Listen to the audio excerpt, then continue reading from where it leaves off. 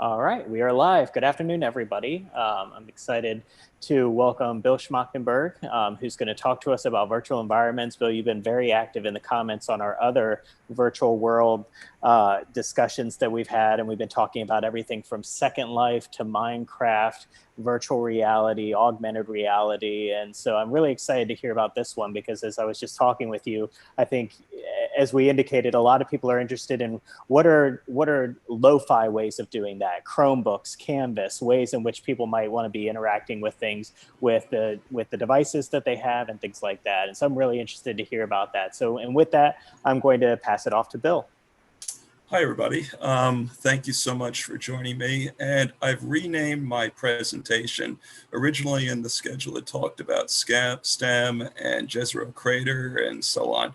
And what I heard so far at the conference is that there's a lot of interest in Canvas and Chromebooks. So that's what I'll focus on. And this is not going to be a death by PowerPoint presentation. I don't want anybody to worry about that. When Karen Richardson first contacted us, she wanted virtual field trips. She wanted teachers to go in and do things on their own. So while you're hearing me talk about this, the most important thing is you notice my website there, www.evwllc.com. If you want to follow along with me, that's fine. I'm going to be demoing a lot of things. And then I hope that we'll have time for you to actually go in and get your hands dirty and play around with this. And I plan on differentiating this. So basically what I want to do is for those of you that just want assets, resources that you can put directly into Canvas and try, I'll show you how to do that. For those of you that want to do a guest login, I'll show you how to do that. That gets you a little more functionality. And then some of you said, what do I have to do? Some of you may have already created accounts in 3D Web Worlds. That gives you the full-blown experience. And it also allows you to do the most. And the thing about 3D Web Worlds is, like I said, it can be really simple and basic, or it'll scale up to, if I heard one student say they do HTML, well, you can do HTML in 3D Web Worlds. If you're a computer programmer and you know JavaScript, it'll take JavaScript, which is really unusual. A lot of these online programs are locking down coding, what are called languages, because of concern for malware. But let me give some justification before we jump into this. Why is it that you should consider a virtual world or a virtual environment? You know, there's plenty other low-tech solutions. You got Google Meet, you got Zoom that we're on now. You know, you can do Google Documents, okay, to share information. And in step one of my outline, I've given you some reasons as to why you might want to consider a virtual environment. Virtual environments allow you to create simulations. They allow you to create virtual field trips to take your students to places that either are too expensive or you just can't go. Like I said, you want to go to Mars. Well, we can send probes there, but we can't take people there. Virtual environments allow you to get into spatial reasoning. It allows students to be creative. All the 21st century things that you've heard in school, online collaboration is possible in a virtual environment. And one thing that I've started to notice, and maybe you have as well, I've started to go through Virtual Virginia's content, and there's a lot of good videos there that I plan on using. But my concern is, as I was going through the Virtual Virginia material, I'm a science teacher, is there really wasn't a whole lot in terms of getting students to collect data and analyzing it. And that was a real concern for me. To me, in the very first science SOL, it says students will collect data and analyze it. And just watching a video doesn't cut it for me. I want students to get out and, you know, go in the field or go in their backyard and find a rock and analyze it. I did that last spring. You know, traditionally in a classroom, I'd be running labs where, you know, students would go back and they, you know, they'd do various equipments. And obviously that's not going to be very easily done here. So that's my justification as to why you should consider doing virtual environments. I'm a science teacher, but I don't want you to think that this is just going to be earth science. I know there are 5th grade teachers out there that do science, so maybe some of the content that I'll be showing you will be directly relevant to you and you can use it right away. On 3D Web Worlds, there's content for history. There's like a really neat Stonehenge simulation that I can show you. I know there's a medieval castle. So there's a lot of different content that's available out there that you might consider. The other thing is, if it's not there and you're saying, oh, gee, I don't know if I'm going to be able to use this, the developer, her name is Yvonne DeBandy, is a former teacher. Now she's a developer, and she's also runs 3D Web Worlds. And I shouldn't really use the term former because I just talked to her over at lunch. And I said, I think there's going to be a lot of teachers online here. Maybe you ought to come and promote it. And to her credit, she said, no, I'm sorry. I'm running a summer camp, but I have to be with students. And that tells you where this woman's priorities are. Even though she'd like to be here with us, it all boils down to the students. So that's one of the reasons why I love using this platform is she's an educator, but she's also got the developer part to it. All right, so what I'm going to do is get out of this PowerPoint. Like I said and promised Karen, this is going to be a sort of hands-on thing. So what I'm going to do, and you're welcome to follow along with me, here's the magic website, www.evwllc.com. If you could write that down or bookmark it, whatever, that's where I would encourage you to go first. And you'll notice if you go there, it says my 3D website for my school. So yes, I have a couple of 2D websites, but I've also got a 3D website. And if I click on this, what'll happen, it'll load to this page. All right, well, actually, this is still pretty much a 2D website. And you see it'll start toggling or going between different slides that shows you some examples of some of the things that I've created this summer on 3D Web Worlds. And you'll also notice on the left-hand side, it says Direct Portal 3D to website links. And it's got a list of all my resources that I have here.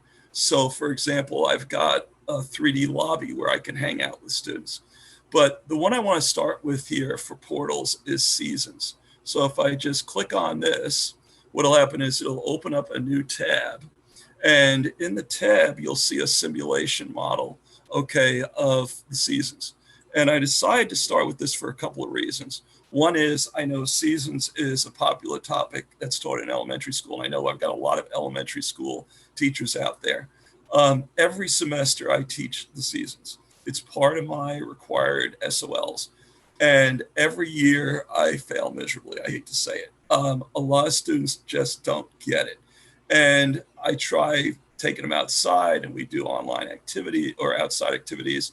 I'm not sure if I'm gonna be able to do that, I'm not even sure how much I'm ever gonna see my students. And then I come in, I try and go to the blackboard and I do drawings on there. And that doesn't work so well either. So what I do is I come up with a simulation.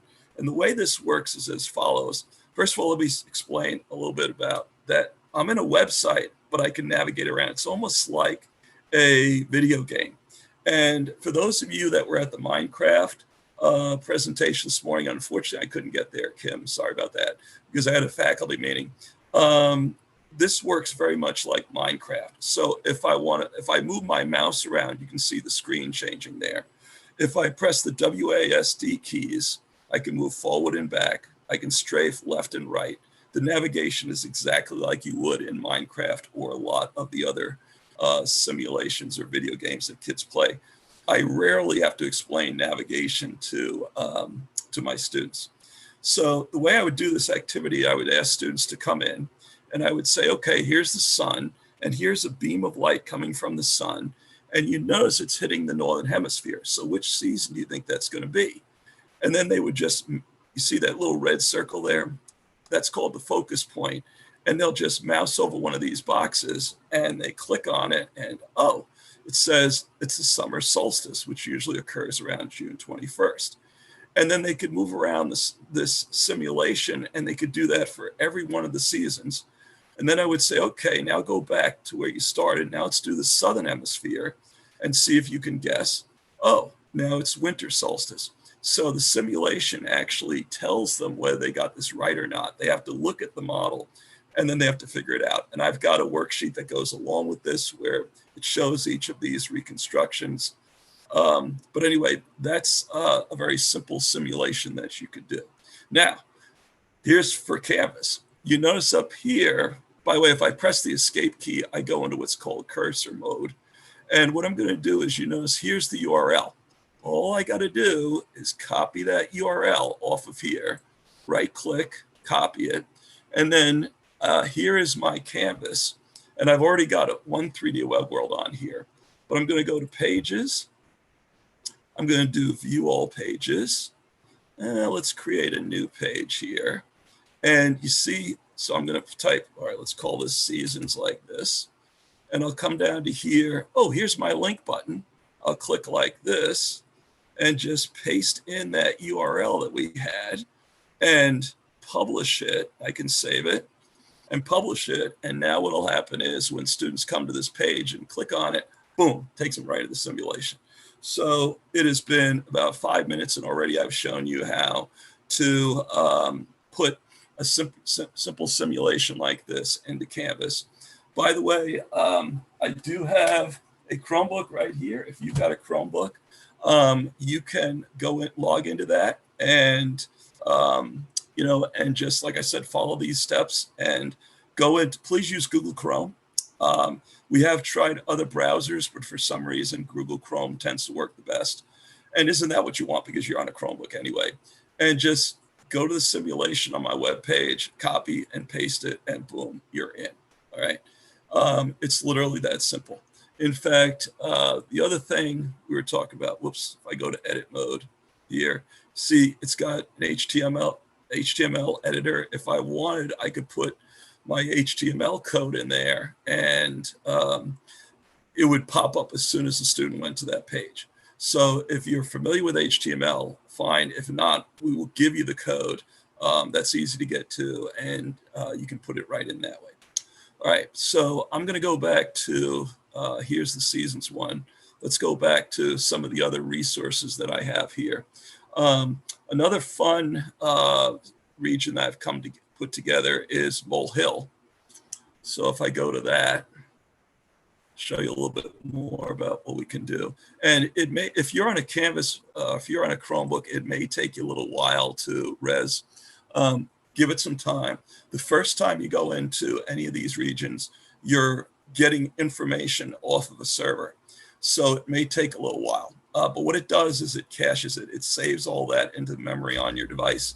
So if you go back again, then you should be able to visit it much more faster. It should load faster.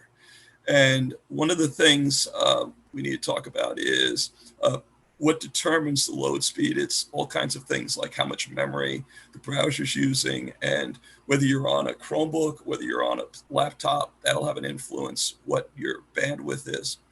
But anyway, let me show you another one of my regions that I put together. This is called Mole Hill. This is actually a hill in Northern Virginia.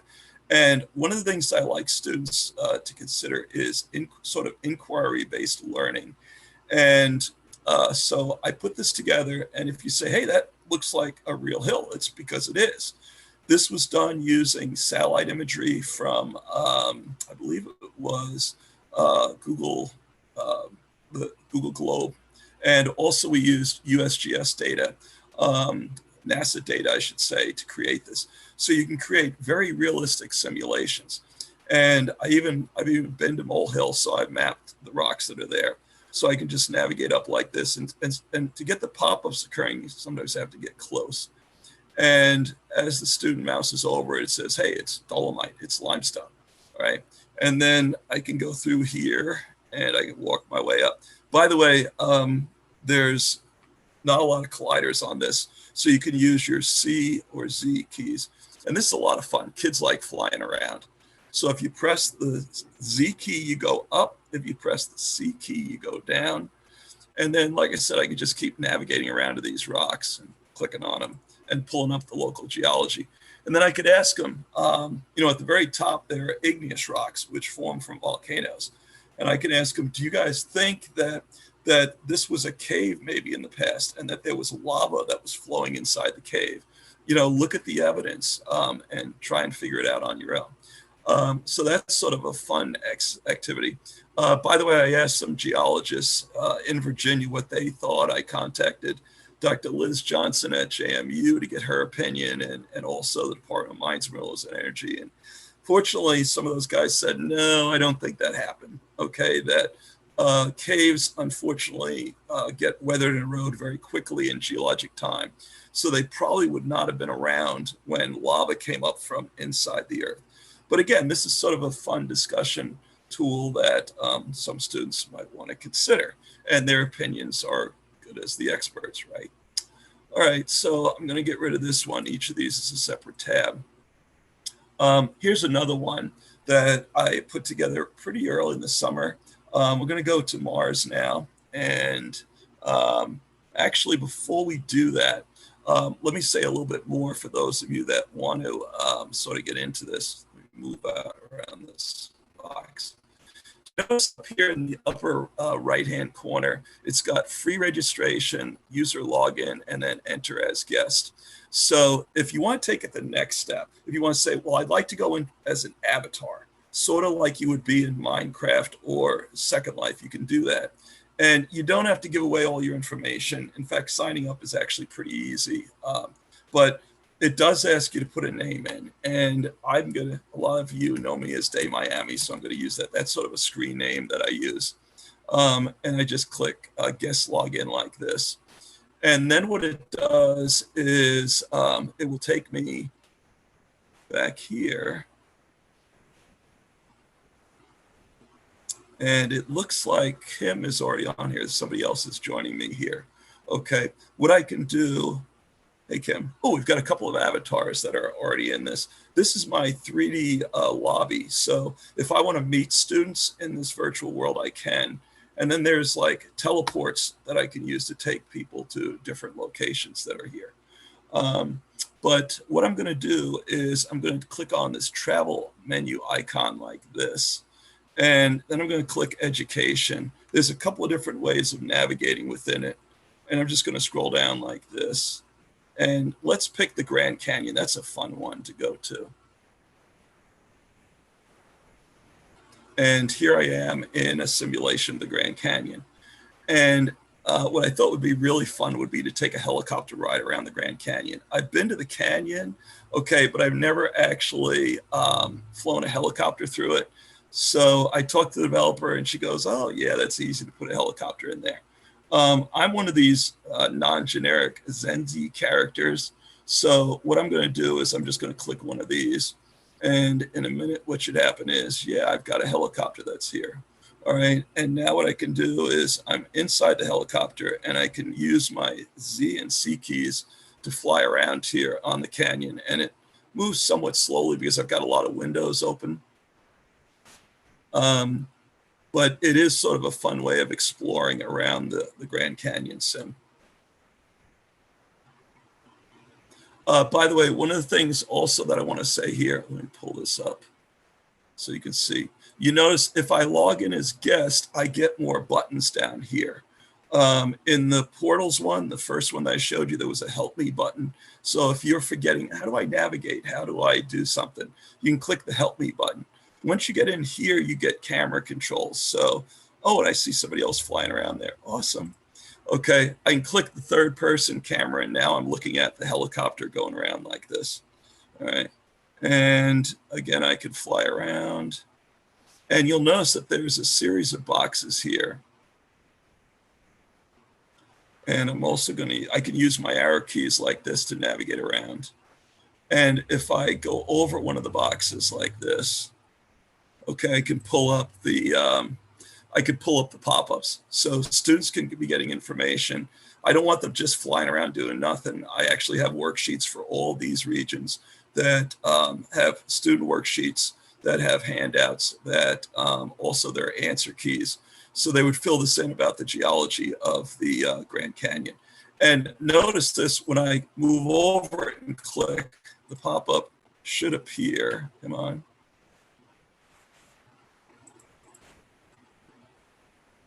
There we go. All right, if it vanishes from you, then what you can do is just click the escape key and that will lock you in. All right, So that's the advantage of using the guest login. Oh, and I see another helicopter down there.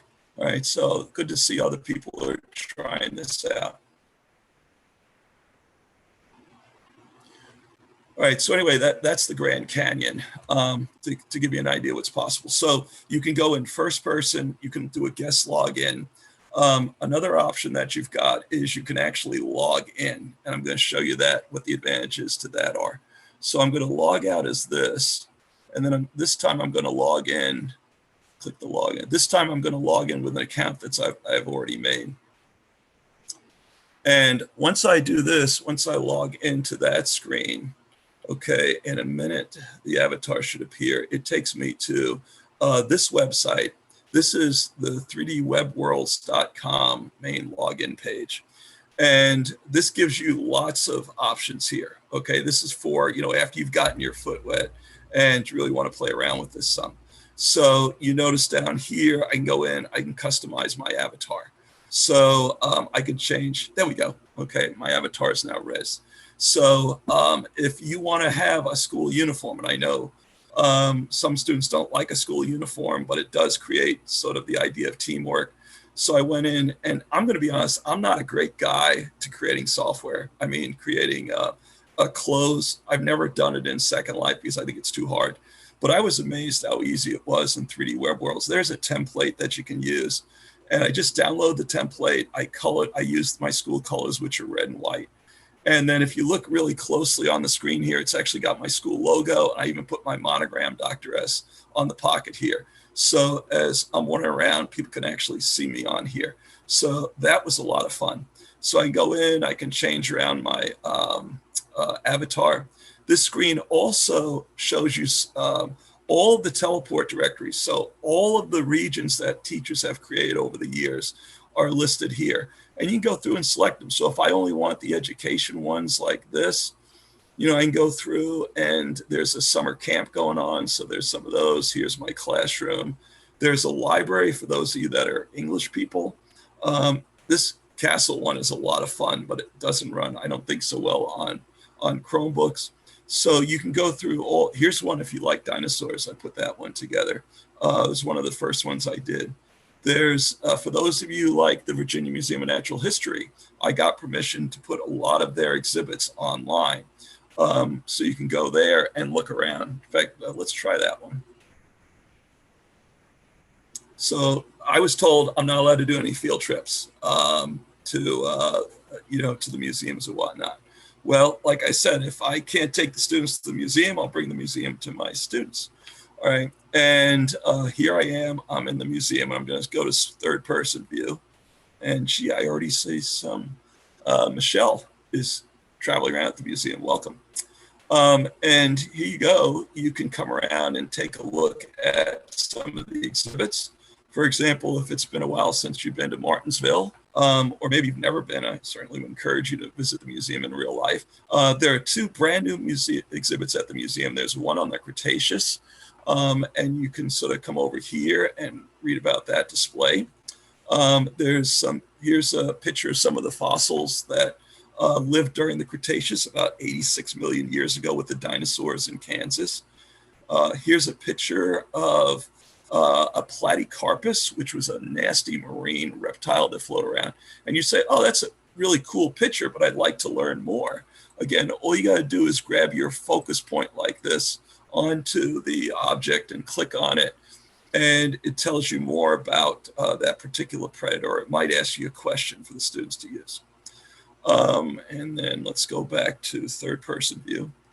And then there's another exhibit on the Devonian, which was about 345 million years ago. And let's get out of this.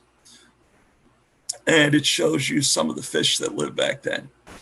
One thing that you'll be able to do, okay, in the Virginia Museum of Natural History that, or in this virtual museum that you can't do in real life, is I'm a research associate there. So I have full access to all the collections. I get into everything, where they have the security guards and the keypads, and you can't, well, I can get through all that stuff. So I went in and I said, I want to see the oldest fossils in Virginia. So I went into those collections and I pulled them out and then had the employees there make high resolution pictures for me. And here you see 3 of those. This one's a trilobite. And then there's this weird thing called saltatella. And then there's another one here. And the kids can come here and they can take a look at those pictures. And maybe if you're a bio teacher or a 7th grade life science teacher, again, just come over here to the pop-up and it'll tell the students, yeah, this was sort of maybe a jellyfish-like animal that lived. So, it's a great way for getting the kids to take a look at this stuff and then trying to figure out what's going on. And then I've got a whole bunch of images over here that deals with the physiographic provinces of Virginia. I know that's a big deal. And some of the local geology here in Franklin County. So this is a really fun virtual field trip that students can attend. And either you can do this portals by yourself, single player, or you can use full-blown avatars or guest avatars. One thing you might want to consider is I haven't been able to test this online with my students yet, or I haven't been able to do it in the school. So I'm not quite sure how well this is going to load, how fast it's going to load. That's what I'm hoping teachers will do, is to use these resources this semester and then get back to me. If you go to my website, there's contact information there. Please feel free to email me and say, hey, yeah, I tried it. And well, this worked great with my students, or no, this didn't work well. We had into problems. If some guy is waving at me, if you're having trouble, please let us know. There was a teacher yesterday that emailed me. It was a 5th grade teacher and said I had trouble with seasons. Within 5 minutes, I had contacted the developer, got back to her and said, yeah, it was a little glitch in the way that you were logging in, but we fixed that now. So again, we sort of love feedback. So let me go over a couple of other things that's here. If your screen is cluttered, if there's a whole bunch of buttons on there that you don't want, for example, I don't want, I'm going to open one up here. I don't want all this social media stuff on here, donate and FAQs and so on. There's let me pull this up a little bit more. There's a little green button that appears on your screen like this one here. And if you click on that, you can make those disappear. Again, for the student that really wants to get serious and, get into this, you might want to play around with this. There's also a UI button here so you can control what appears on your screen. So for example, if I don't want chat, I can just click on this and then save my choices. So you can customize the whole interface, which is nice. Another thing that's nice is events. And if you look up here in this purple bar, it says Google Chrome is recommended. At 4:30 on Saturdays, the developer, Yvonne DeBandy, has what's called Coffee Talk. And from 4:30 to 5:30, we get together on Orientation Point. And we just hang around and people bring coffee, whatever. And it's a good time to chat and say, hey, I've been playing around with this and this worked or this didn't work. Again, the developer is very accessible. In fact, Cogrin, who is just, wave again for me, Cogrin, I'm going to come over to him, is one of the people that shows up at Coffee Talk quite regularly. Some other things that are really nice about this is I love going to concerts, right? And one of the things we got problems are, if I go to the event calendar like this, is I don't want to go and be with a million other people and pay $60 to hear somebody perform. And, I don't want to spread the virus. I think that's socially irresponsible to do something like that. And I know a lot of people feel the same way. So if I click the event button, I can say, F&J is a performer and they're going to be performing July 24th at 7:30. Okay. Or here's another. Liz Day is one of my favorites. She's in Australia. So I got to hear her a couple of times on July 31st. So I just log into 3D Web Worlds and then click on this and I'll be able to see and hear her. And one of the things that I like about attending these performances on 3D Web Worlds is that it's a real great way to communicate with the performer. Go to a concert and you go to some of these venues and you need to see the performer with binoculars. And even though that's not real life, you can see the performer playing, you can hear them, and they can see you. So if I type something in chat, they'll be able to see that, even if they're in Australia. And so you get this great interaction that's going on. Like, I remember Liz was in Australia, and the last time I heard her perform, I said, oh, when I think of Australia, I think of Olivia Newton-John. I said, would you be willing to do a song by Olivia Newton-John? So she said, well, let me think. I don't have anything prepared now, but let me see if I can put something together. So I'm hoping that the next time I hear her perform, that she'll be doing something like that. So there's a lot of great opportunities here in terms of the events calendar. In fact, there's a summer camp going on now, and those performers have agreed to come back and perform for the students. So I'm thinking that would be cool if we could do some of that. And then there's the travel button. I think I may have shown you that one already. So I can go back to my teleport menu. And I can pick from a wide variety of teleport locations. You notice that maybe some of you are interested in art. So we've got an art gallery on here.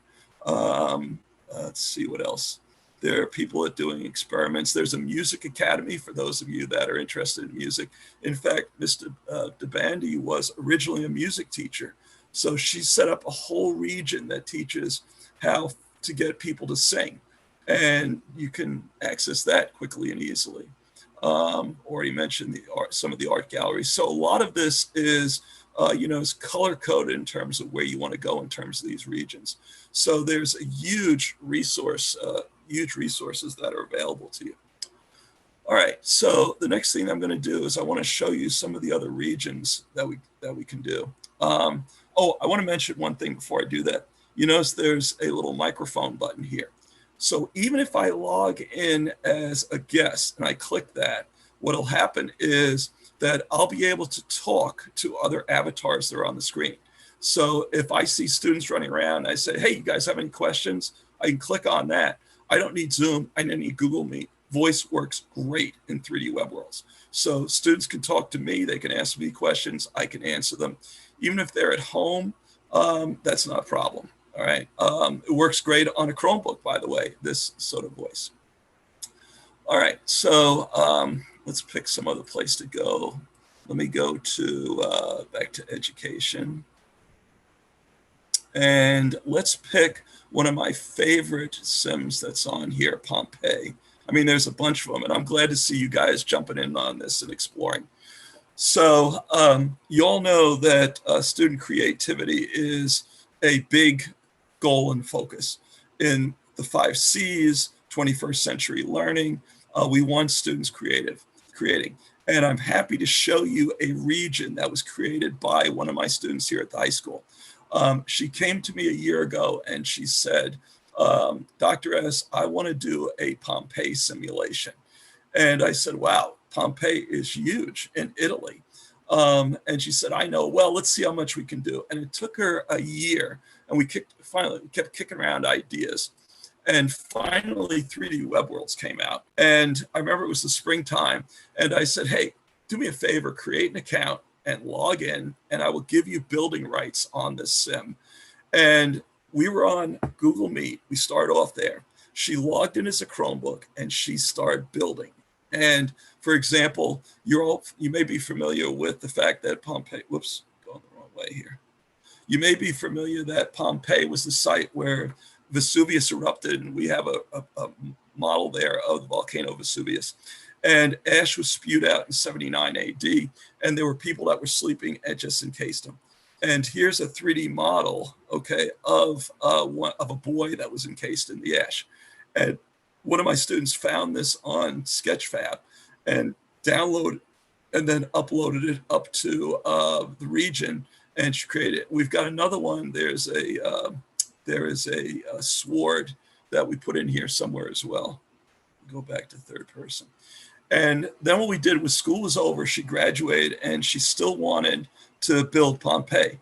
So we went in and created these columns, and then we started, I got a layout of Pompeii, and we just started building walls. And it took us 3 hours to do this. But one of the cool things, one of the real powerful things of 3D Web Worlds is that you can have multiple students on a region, on a sim, building simultaneously. So if I created, say, 10 accounts for my students and gave all of them build rights, they would all be able to create. And I would portion out, say, okay, you guys build on this side of this region, you build here, you build here. And then nobody would see anything until you click this magic refresh button. And once I hit refresh, then all their work would be presented to everybody. I can't tell you how rare that is, that students can create collaboratively like this from home and everybody can see their own work. Another idea that we had about Pompeii is if you look at the layout of Pompeii, there's all these walls, stone walls. So we thought, how cool would it be to put in questions? So this is almost like a maze. So if you look here on my screen, you can see it says, in what year did the volcano Vesuvius erupt? And then depending upon what they think is the correct answer, there are arrows that guide them. And I've done this on a number of regions like this where I use a maze, and it's a great way of seeing if students have learned the material that I've given them. And so they can go through this maze. I've only got 1 or 2 questions like this, but you could imagine there might be 10 questions. And if they get to, if they answer the questions correctly, then there would be maybe a sword there or something that they could see. And the beauty of this is if they make a mistake, let's suppose they go in the wrong direction. Well, what happens is they hit a dead end, or they just don't go anywhere and they know, oh, I made a mistake, I got to go back.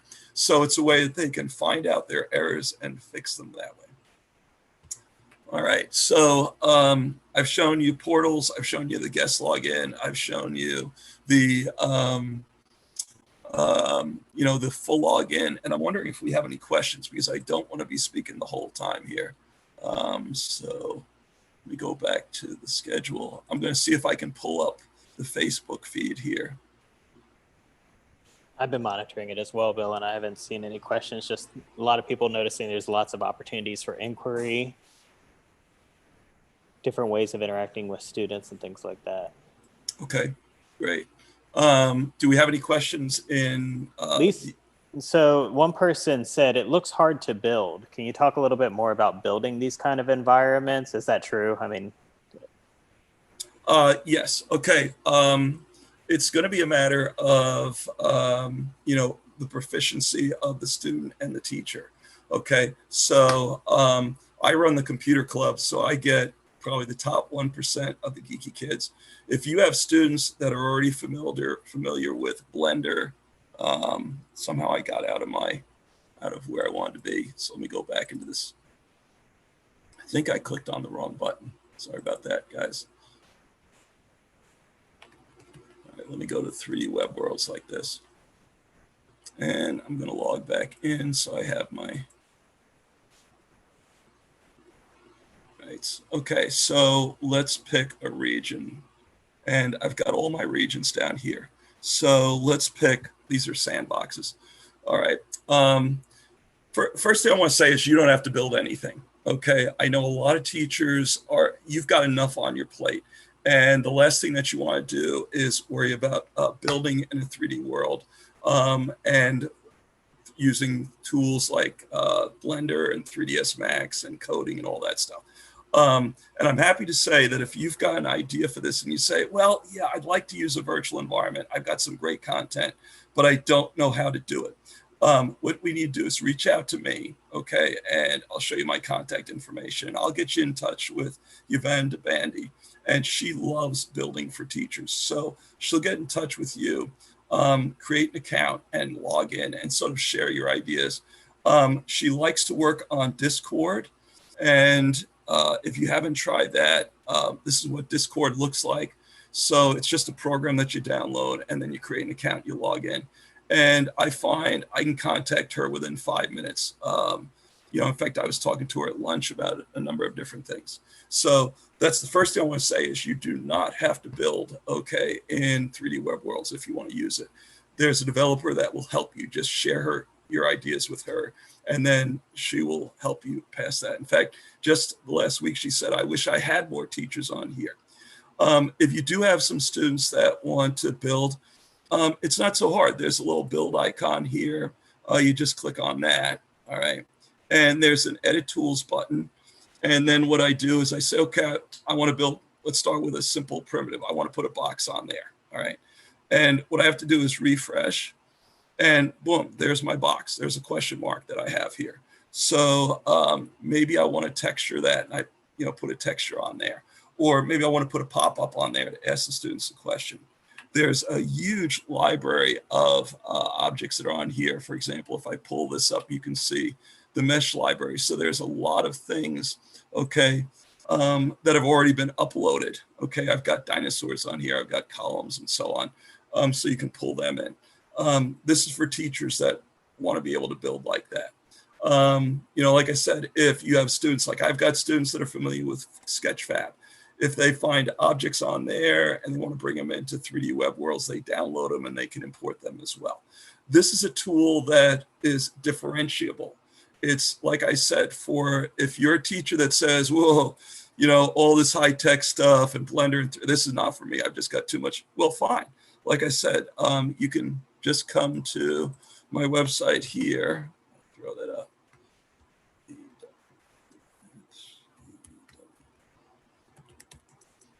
Okay, you just come here, and then, like I said, if you want to contact me, here's my contact information. Even got my real world address on there, but I'd rather you email me rather than come to my house. That's for another reason. So, like I said, go to my website, click contact me. There's my email address. You can get in touch with me there. Or, like I said, if you go to my school website, you've got all these resources. If you're not a science teacher, maybe you want to, pass this information on to another teacher that is there. And one thing, I want to show you one more region. Okay, are there other questions, Tim, that are pressing that you want me to get to? Nope, not at all. Okay, all right, let me take you to Geology Island. Okay, one of the things that I teach as an earth science teacher is rocks. And I dread it. I'm a geologist. I love rocks, right? Okay, but here's the problem. A lot of it is memorization. A lot of it is, the students just have to memorize it. And I hate teaching like that. So what I did was I created this island. Everybody likes going to a tropical island, right? And what I started with was Mr. Bandy created this really cool volcano for me that's erupting. And so what I decided to do was I'm going to cluster together rocks that form in volcanoes, so that I'm going to play around with the neurons in the student's head, so to speak. So for example, if I mouse over this is my basalt. Oops. All right. And I've got a pumice and I've got obsidian over there. Or here's something really fun that you can do. You can actually go inside the volcano like this, and you can see, I've got a granite in here, and I've got some basalt and obsidian and pumice. So the students on their worksheet will start filling this out as to what kind of rocks they think are in here. Oops. And then I'm going to come around this way. And I've got another group of rocks over here. So I put together all the metamorphic rocks over on this side of the island. And what I did was I put together a severely deformed rock here. So they get the idea that these formed under very high pressures and temperatures. So I've got a schist here and I've got slate here. You can even create 3D models of what the rocks look like. So these are thin layered. These are shiny, so I can make them sort of increase the specularity on it. So I can use the 3D models that are here. And again, you say, well, I don't want to do all this 3D modeling stuff. Like I said, the developer is very helpful in doing that for you if you've got an idea. And then on the other side of the island, I have the sedimentary rocks by the ocean. So the idea is I would bring my students here and have them go through this virtual field trip to this tropical island, and have them see relationships, spatial relationships among the rocks, and see what these rocks look like, and have them fill that in. And I'm hoping that will make it a lot easier for the students to learn this particular material. But by no means do you have to be a master builder. I'm going to be honest, keep in mind the developer is a teacher. So one, she is very patient, And she's not like a lot of technicians that are out there that will speak really fast and skip steps and try and confuse you. She's really patient. So if you say, well, it's just not working, or I don't understand this, she'll say, okay, let's try this. Let me explain it to you this way. So you get that sort of advantage. And Bill, yes, another question that came in was whether creators put up worlds that can then be adapted by others. Is it possible for people to sort of remix things that other people have created? that is entirely up to the creator. All right. So, for example, on Geology Island here, I created, I own the copyright. If I want to say, nope, nobody else is going to mess with this stuff because I'm afraid that they're going to move my rocks around. It's going to mess me up for my students. Okay. On the other hand, I might say, yeah, I like the idea of working with other teachers. So you contact me, you create an avatar, you give me your account name, and then what I can do is I can log in with my account and I can give you build rights. And then you can go in and you can move around any of these objects that you want and adopt them in any way. The only problem is the pop-ups. I control those and I can't give you rights to that. But you can create your own pop-ups and put that on there. So the answer is yes. If you're geeky enough, if you want to go to that level, absolutely. In fact, I think that would be really cool if some of you wanted to collaborate and work on a region together, or have your students work with my students. I think that might be a lot of fun. Isn't that what we're supposed to be doing in the 21st century?